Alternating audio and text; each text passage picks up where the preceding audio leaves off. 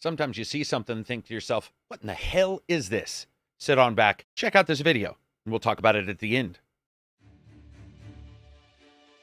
We don't know where he came from, but I'll tell you, he built our village into a city.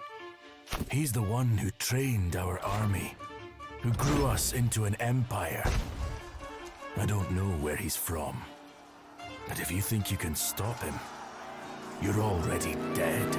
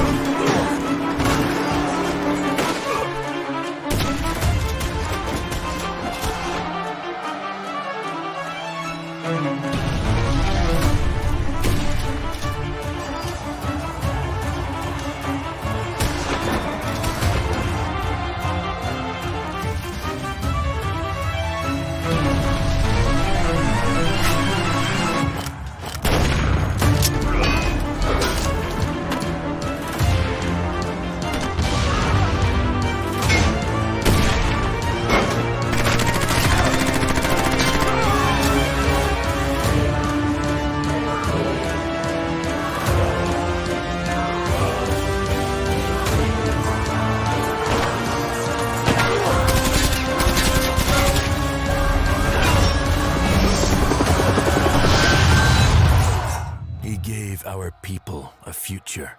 I hope he can save his own.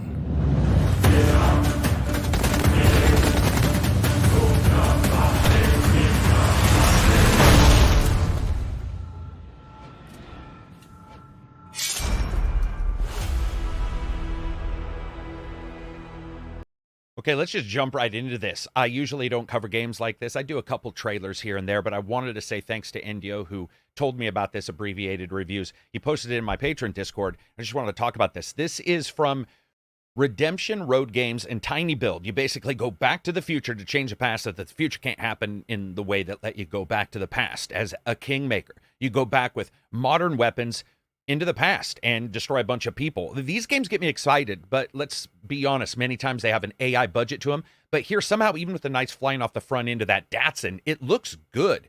Huge battles where the AI is actually, moving around and killing one another.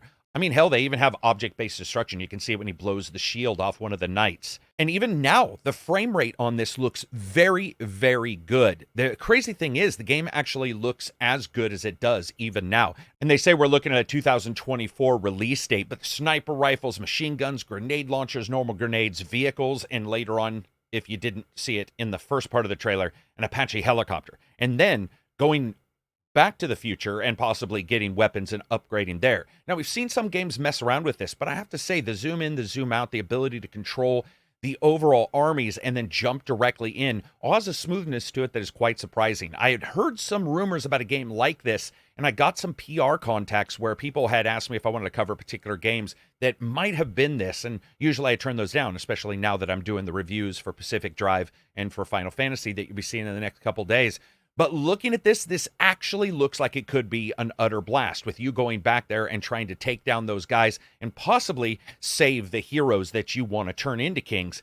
I also want to talk a little bit about the co-op that occurs in this game. One of the things that I think would be amazing is if you go back, you're working with your friends, and then somehow the plot, because they say there is a full story here, somehow the plot possibly allows for you to maybe end up having a battle royale at the end with players all taking their king and their remaining army against one another. We don't know if that's what they'll do. But you do see that there's real-time battle as well as a strategy system in this and a city building system in this. So you are really actually getting 3 or 4 different layers of the game plus the normal third-person shooting that we see. What impresses me the most is the sheer amount of anarchy and character numbers that are on screen. This is something that we're seeing as games get further and further advanced, and especially engines do. We're starting to see AI really take off in the way that it moves. Instead, not like a flock of birds, which is a natural movement for that particular creature, but like humans actually would, especially fighting off one another.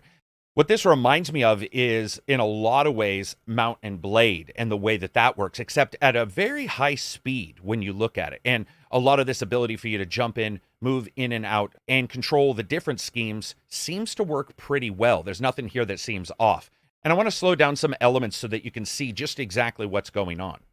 First, what I like here is you have a nice dispersion pattern. They start out, and then you start to see the left and right actually going farther left and right so that the main battle mass that you have of warriors at the center are still there. You also see a lot of very good animations here with explosions. Now, some of this could be canned, but as we slow it down and start looking, you actually see that a lot of them do have their own discrete animations. This is something that seems to be pretty close to real. It is also, especially when you look at the current graphics engine, something that doesn't really surprise me that we can see in games like this now, especially with this number of characters on screen. It excites me when I see something like this because you see the errors of the AI, which usually indicates some truth. I'll slow this part down so you can notice that. And you can see some of the AI backing up and resetting its courses, some of them getting knocked down by the horses. It really does feel like a lot of what's going on here is very much what we'll probably get in the game. One of the things I did notice is if you look at the RTS sections, or at least the strategy sections when they're placing down buildings, it looked like a lot of that was placeholder, especially when you look at the lower right. You can sort of see where they're choosing to do some different upgrades, but they don't really seem to have a cost of any kind. That's most likely a placeholder just for them to be able to show what they're doing and what their overall plans are for the HUD versus what they actually are. One part, and it's a bit of note, if you look closely at the different zoomed in parts, the different parts during the RTS and during the main battle sections, a lot of the characters seem to have the same animations. If you zoom in and look close, you can actually see the way the characters are moving, backing away, and going forward. And then you look at the strategy part, and they're doing the same thing, which does sort of indicate that ability to jump in and out from the blown out sections and the overall map sections down into that first person seem to be 100% real. I like these kind of games. We've seen ones like this a little bit before. The way this feels like maybe you just jump in, do some stuff, get killed, maybe go back to the future, end up grabbing new items, and then racing back. The idea that you do that might be something where you need to really hurry when you're in the future because the battle's continuing without you, and you're called a Kingmaker for a reason. You have your little back to the future moment there. But even the way you can see the shadows drawing in and stuff like this all seems doable on the current systems. And I can't wait. When you look at Dynasty Warriors and other games like that, many times I end up feeling like they're not really held together by a story that I really like, or there's a repetitiveness there.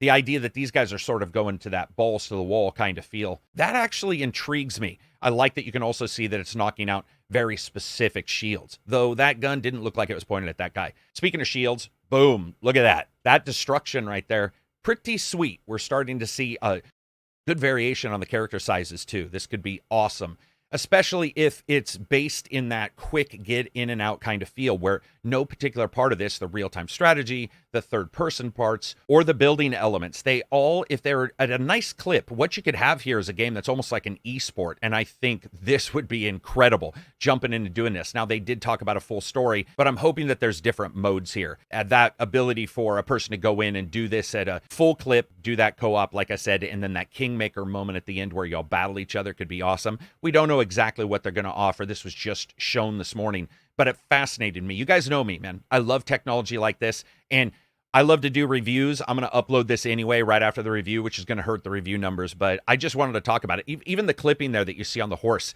it's sort of nice because it does indicate that a lot of what we're seeing is real. And I know a lot of people who follow tech can look at this and say, yeah, this could easily be done, on a high-end computer, that kind of thing. But I know for a lot of us, we see a lot of games and we start to think that nothing's real here. We've all been accustomed to the Ubisoft Watch Dogs trailer. But that is awesome right there, full-blown explosives, and then him just coming in and chopping. That looks like possibly a bit of the cutscene maybe from the initial game. Now, when it comes here and it shows you sniping down there, this is awesome. Zooms in, takes out the leader. We're going to have to be able to see later on exactly what that might do. Does it adjust things? Are you taking out semi-leaders? This is something like the Nemesis system where there's just different heroes that can rise up as you take each one out. These are all just questions on the modes and how it could come together, but I love the idea of it. That guy just flies by. All of this this is the kind of stuff that excites me, guys, because it feels different. It feels like something... this is why I covered Pacific Drive today, because it feels like something new. I'm going to cover other bigger games soon, but as I've come out of COVID and come out of the Oregon state of emergency and stuff like that, looking at all these titles, sort of coming back to grips with it, and you see something like this, and you're like, damn, this actually looks wicked. Look at that spear just barely miss him. That was awesome.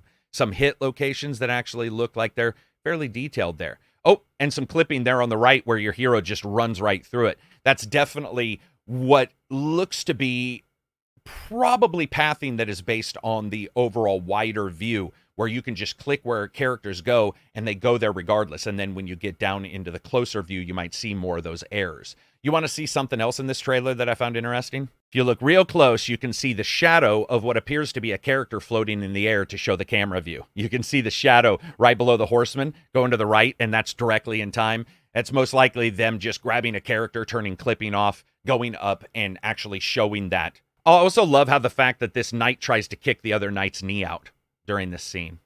There we go, and you're dead. And then lastly, just finish this up one more time, you got an Apache dropping some missiles on people. And you got your waypoint counter there. So far, what I see is a game that could be a blast depending on how they put together these different battles, how they decide they want to go forth and make sure that you can engage with it real time, your kingdom building, as well as that third person action game that you've got. And then what does the future hold? When this thing cuts to the future, you see some kind of weird, wonky, Japanese-inspired future.